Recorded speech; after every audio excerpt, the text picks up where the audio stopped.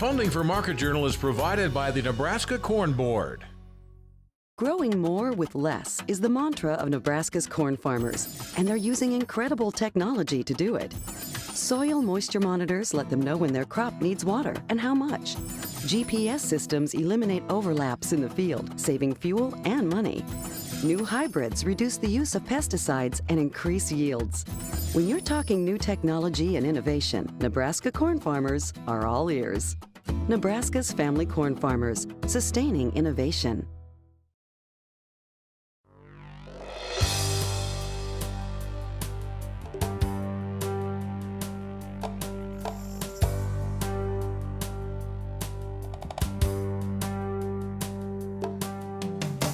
Market Journal, television for agricultural business decisions, is a presentation of the University of Nebraska-Lincoln's Institute of Agriculture and Natural Resources. Promotional support is provided by the Nebraska Farmer Magazine, and major funding for Market Journal is provided by the Nebraska Corn Board.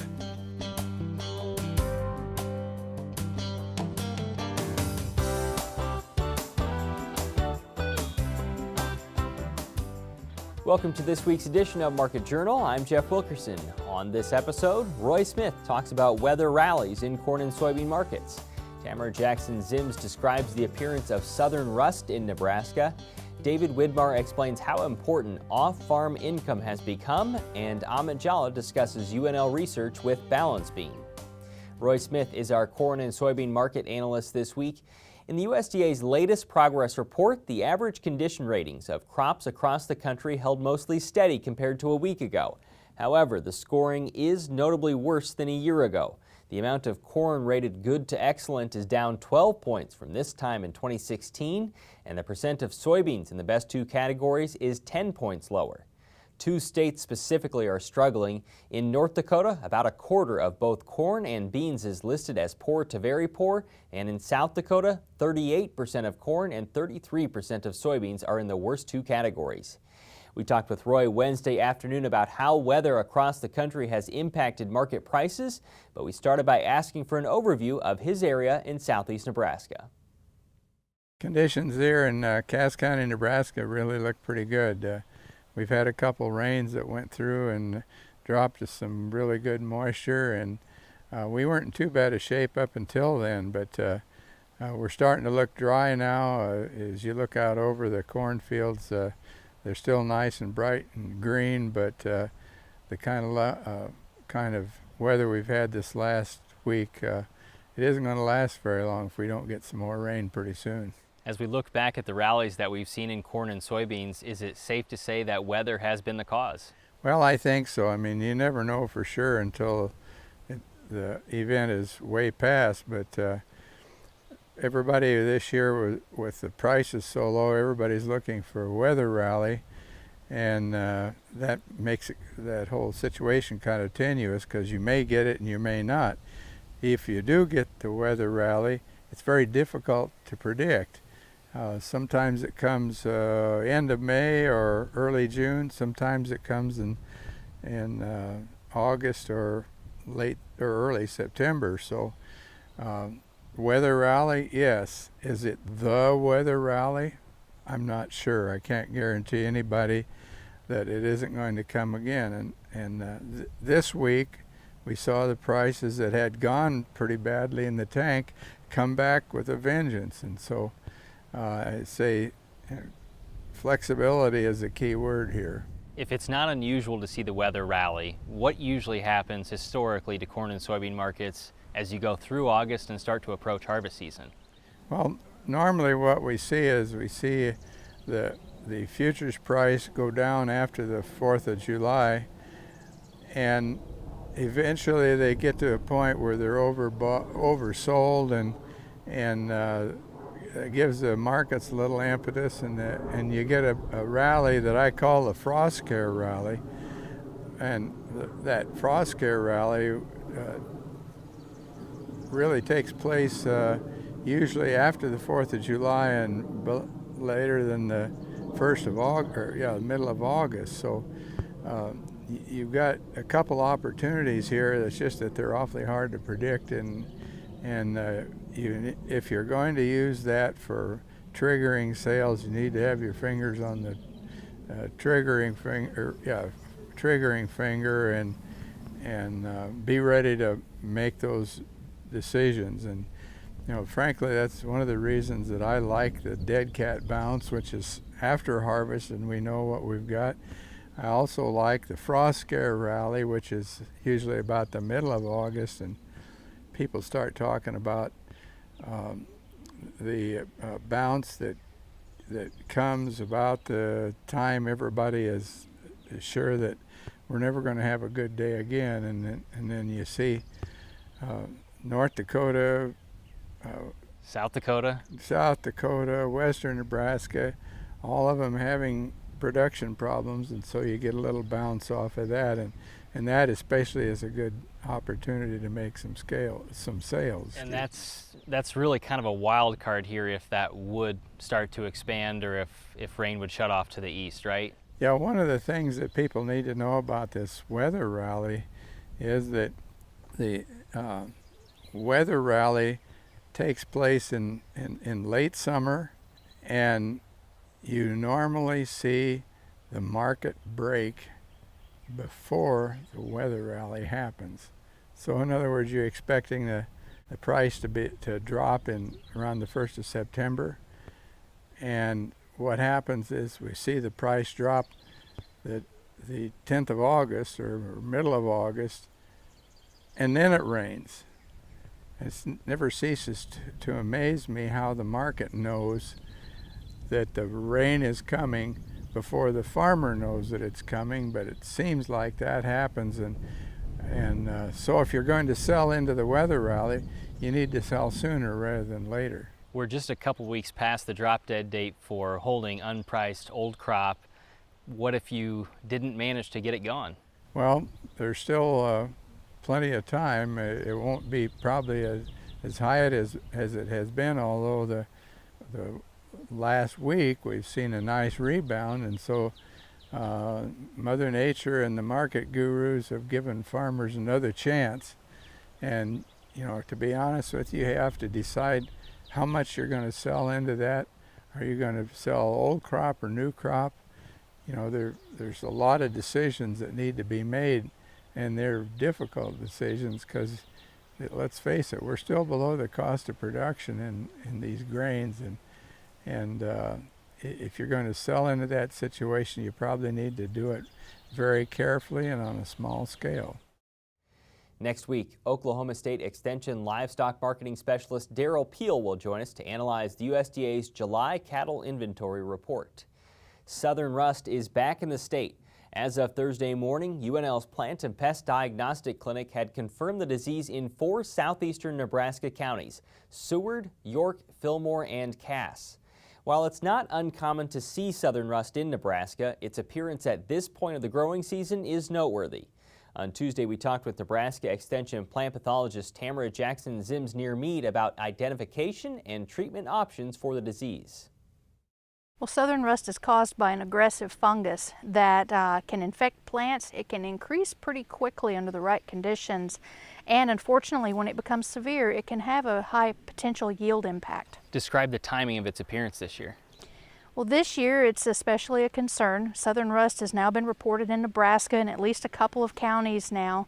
And this is at least 1 to 2 weeks earlier than we've ever had it move in on the calendar year in the past decade or so. And so we need to watch very closely and watch its movement and development. Do we know why it's appearing earlier than usual?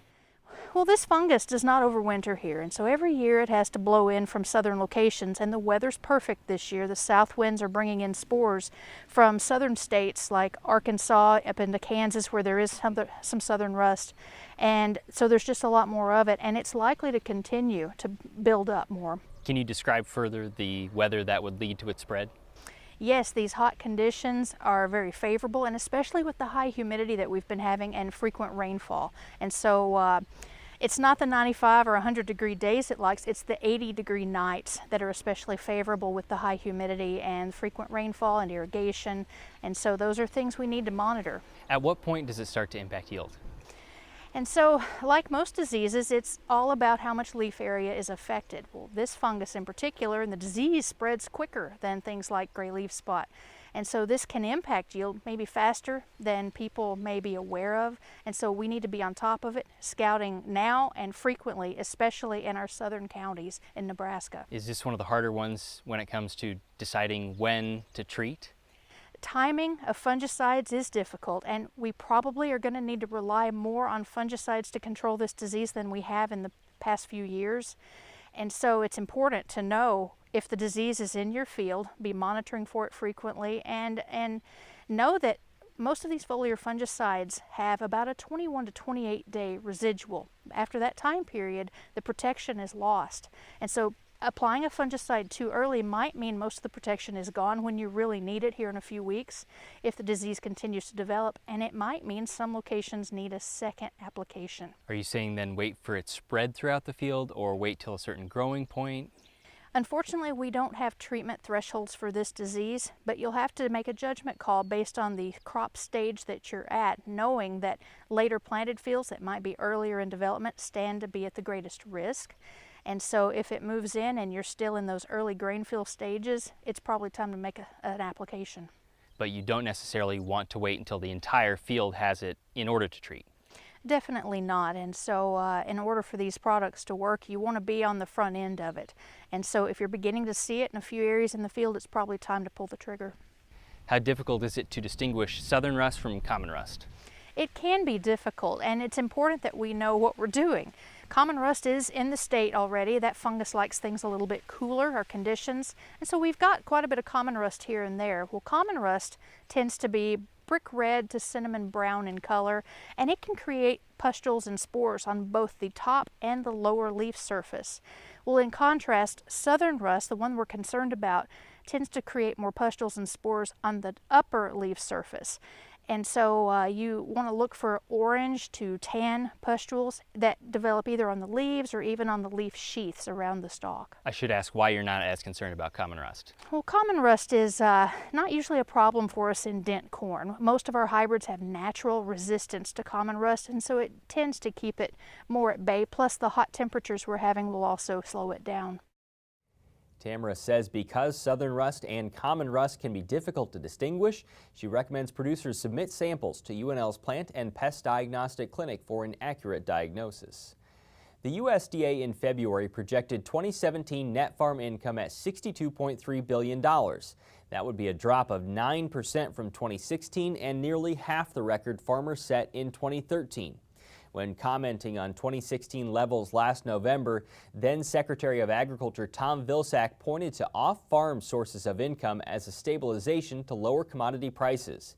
In fact, the USDA's most recent forecast said more than half of households lost money farming in recent years, most while earning positive income off the farm. Writing about the subject for ageconomist.com, Purdue's David Widmar said since 2012, about 70% of total farm household income has come from off the farm. We talked with David recently about the sources and range of that income, but we started by asking how the USDA forecasts those numbers. The USDA has a really great survey tool that they use, and it's through the ARMS database, the Ag and Resource Management Survey. And they, in 2015, they contacted and reached out to more than 19,000 farms across the country, and they do a really in-depth survey work. They talk about income, expenses, production practices, and this ARM database is then used to supplement a lot of the reports that we have, and this household income is one of these ARMS database-driven survey results. And it becomes a mix of both off-farm and on-farm income, correct? Yeah, when we talk about farm household income, there's really two components. There's the on-farm component and that off-farm component. And it's important to recognize that there are some differences across farm types. So how important has off-farm income become to the farm household? Yeah, when we look back over time, we've seen this steadily tick up over time. And most recently, we've seen that this off-farm income, on average across all farms in the country, accounts for about 70% of total household income. And that's been about the average for the last 4 or 5 years. That's significant. That means it's the heavy lifter. Yes, across all farms, that is the case. And as I alluded to earlier, when we talk about the farm types, it really becomes more prevalent for certain farm types and not so much in the others. Can you explain that? Yeah, so the USDA in this particular report has three farm types that they refer to. The resident farm types, these are farms with less than $350,000 in annual sales, and their primary activity or endeavor is not production agriculture. They have another off-farm job, or maybe they're in the retirement phase. For these farms, off-farm income actually accounts for more than 100% of farm household income. This means that on average over time, their farming activities run at a loss. These producers account for more than 60% of operations, but they're relatively small, and they account for less than 1/4% of total production. And then as the farms get larger, that off-farm income becomes less important? It becomes a smaller Less share. significant? Yeah. So the next phase is kind of intermediate farms. These are operations still less than $350,000 in gross farm sales. This off-farm income accounts for 90% of total household income. And then the next step here is these commercial farms. This is what we typically think about as a row crop or livestock operation out there. These producers account for about 10% of all operations across the U.S., so 10% of that 2.2 million USDA farms. They account for more than 75% of production. And on-farm income is the majority of their source of household income, accounting for up to 70% of total household income. Can you describe how much both off-farm and on-farm income vary year to year? Yeah, so when we look at these data, going back to 2012 is a really good look. On-farm income has gone from a low of about $23,000, again, across all farms and all farm categories. This was in 2017 forecast. When we look back to 2014, when we had a high, that was as much as $31,000. So it declined pretty substantially over that time period. Off-farm income reached a high of $103,000 back in 2014, and it dropped pretty substantially to $95,000 by 2015. It's worth noting that total household income has trended higher since 2015, but it's not really reached those 2014 highs. Those are large numbers, David. That off-farm income, do we know where it's coming from, the sources of that income? Yeah, so there's a couple of sources that the USDA looks at. One of them is active income, so wages or earnings from an off-farm job. Another source of this could be passive or investment income. And one way to think about this is if a farm's in sort of a retirement phase, there could be a large percentage of the operation. The farmland maybe is being rented out, so that could be a source of off-farm income. So the question that I had to you earlier and you answered was, how is this factored into the USDA's overall forecast on net farm income? And the answer is it's not? Yeah, so the USDA does a really great job a few times a year of projecting what total U.S. net farm income is. And that estimate is a subset of this on-farm income story that we're talking about. It's a subset of that total net farm income estimate. They're kind of allocating that on-farm income across different operation types throughout the U.S. This off-farm income is a different estimate. And so off-farm income is not included in the USDA's on-farm income estimates. It's typically referenced in the report as it's important to talk about the health of the rural and farm economy, thinking about these household incomes, especially for these larger or smaller operations, which actually are a large share of total producers out there. The USDA released its calendar year forecast for 2017 farm income in February. It'll update those projections twice yet this year. The first revision will be in late August. The second will be in November. The July Nebraska Farmer says UNL graduate student Rachel Stevens is breaking new ground when it comes to researching multi-hybrid planting.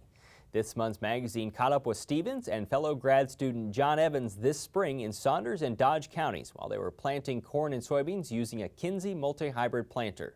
You can read about UNL's latest research on the subject in the July Nebraska Farmer. Nebraska Extension recently held its 2017 Weed Management and Cover Crops Field Day near Clay Center, Nebraska. The event looked at on-site trials dealing with weed control programs in corn, soybeans, popcorn, and sorghum. Nebraska Extension's Amit Jhala joined us at the location to talk about his research with balance bean. Balance bean is a new cultivar in soybean. It is multi-stack resistant. It is resistant to balance bean, which is something similar to balance flax, a herbicide which is right now we are using in corn as for pre-emergence weed control. It is also a HPPD inhibiting herbicide. So it is resistant to balance flax as well as Liberty, like glyphosate type of herbicide. So yeah, it's like a two-in-one type of deal. So how will this help farmers manage glyphosate-resistant weeds? The herbicide program in this balance bean will be like balance bean applied pre-emergence, and it will be followed by Liberty applied post-emergence. So there is no any glyphosate in this herbicide program, and this combination will provide effective control of glyphosate-resistant weeds. For example, if you have glyphosate-resistant common water hemp or palmer amaranth, we have seen really good control in this balance bean system. Yeah, can you give me the background of how long you've been working with it here? We have been working for last 5 years by now on this trait, and we have seen excellent crop safety and weed control, especially when you tank mix balance bean with some other existing pre-emergence product applied after planting soybean, and then one post-emergence application of Liberty early post-emergence, and that is something providing us a very good broad spectrum weed control. You said one of the things that producers might like about it is the fact that you can use it pre-emergence. Yes, and in fact this is the only soybean cultivar which will be available shortly, and it is the only cultivar which is resistant to pre-emergence herbicide, because whatever we have available right now in the market, for example Roundup Ready soybean which is resistant to glyphosate, and Liberty Link soybean resistant to Liberty, Extendimax can be applied on Extend soybean, but this is the first soybean variety or cultivar will be available which will be resistant to pre-emergence herbicide like this balance flax. We are talking about a residual-based herbicide too, correct? Which means you need water to activate? Yes, that is something needed in this system, because balance bean is a residual isoxaflutol-based herbicide, and it needs some sort of rain or irrigation to activate that in the soil, and you will see best results. So in a dry land situation, does it make you nervous to use it? I mean, you can use it, but you still need to have little bit of rain, at least half an inch of rain within 10 to 12 days of applying this balance bean product will be always providing excellent results. So in your 5 years working with it, have you noticed any challenges? Not actually any real challenge, but we have seen best results when we tank mix balance bean with some existing pre-emergence products, and it will also be a good idea to tank mix because it will provide more multiple effective modes of action in overall herbicide program. So that is something we can recommend, to use balance bean plus some other residual herbicide.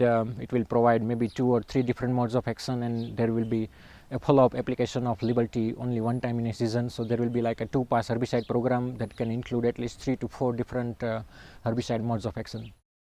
In a future episode of Market Journal, Amit will be with us again to talk about weed control programs in conventional soybeans. Now with this week's weather forecast, here's Nebraska Extension Ag climatologist Al Dutcher. Well, folks, here we again for the weekly forecast after a 2-week vacation, back into the scheme of things. And of course, in this last week we had very warm temperatures and 2 major precipitation events, one in south central Nebraska hitting Monday night, and then of course we had this thunderstorm development in a concentrated area up into portions of north central northeast Nebraska, particularly O'Neill-Atkinson region, where we had anywhere from 2 to upwards of 4 inches unofficially reported, and that occurred again on Wednesday night. So that did have an impact on the drought monitor, and if we go to the drought monitor, we will see that we have seen a major expansion of drought across much of the upper plains regions. In Nebraska, the saving grace was that big rainfall in south central Nebraska basically kept us from going one category worse in the drought monitor, so we're kind of holding things steady with some slight improvement. And then the systems that hit on Wednesday night basically will not be impacted until next week's drought monitor forecast. So as we go to the upper air forecast, we'll notice that we do have a troughing pattern set up in the upper atmosphere with ridging to the west. That's been pushed back with this trough digging into the region, and therefore we are going to see slightly cooler temperatures. High pressure still in place, low pressure down to the south of us at the surface. not that much in the way of any significant moisture. Most of that will remain to the east of us. There is some monsoonal flow moisture that may generate some thunderstorm activity across Nebraska. But as we go into Sunday, this trough will dig a little bit deeper, and that'll push a little bit cooler air into our region. Surface high pressure in place. We don't really have much of a focusing mechanism for thunderstorm activity, so most of the monsoonal flow will probably remain south of us. Some of this may broach into southeastern Nebraska. And then as we get into Monday, the ridge starts to build back into our region. Warmer temperatures start to returning. Surface low is indicated across the Dakotas as we go forward. It looks like we will see precipitation mainly remain to the south of us, so the surface low ain't going to have a lot to move with. This is all tropical moisture from the southwest. And then we start to build the heat back in on Tuesday in earnest, and we will see low pressure at the surface develop in the eastern Dakotas. But once again, it's going to have to top this monsoonal moisture, and as it up and rides around, we could see some scattered convection, but really no organized precipitation in the cards. On Wednesday, now the ridge is flattening out and expanding toward the east. Very warm conditions start to redevelop. We do see surface load developing somewhere in western Nebraska. We may actually start to generate some activity across the northern part of the state as the monsoonal moisture moves around the ridge. And as we get into Thursday, the ridge is pretty much stagnant in place. So once again, the same forecast. Low pressure is starting to develop. They're showing development across Kansas, and that may lift a little bit of tropical moisture from the Gulf into our region, along with the monsoon moisture, showing some scattered convection, particularly toward the northern half of the state. And then as we get into Friday, the ridge starts to expand toward the east as another trough starts to move into our region. Low pressure right to the south of us may actually increase the precipitation across the southern part of the state as that ridge starts to break down, bringing the monsoon moisture into our region. So as we look at the 8 to 14 day forecast, the warm conditions will continue on through next weekend, and in terms of precipitation, slightly drier weather is in the forecast next Thursday to the following Tuesday. Thanks, Al. Today's interviews are available individually on the Market Journal website and through the Market Journal mobile app. They include information on corn and soybean prices, southern rust, off-farm income, and balance bean. As always, you can keep up with Market Journal during the week by following us on Instagram, Facebook, and Twitter. Next week, Daryl Peel will be our cattle market analyst, and DTN's Bryce Anderson will talk about potential weather conditions over the last half of the growing season. Until then, thanks for watching. I'm Jeff Wilkerson. We'll see you next week.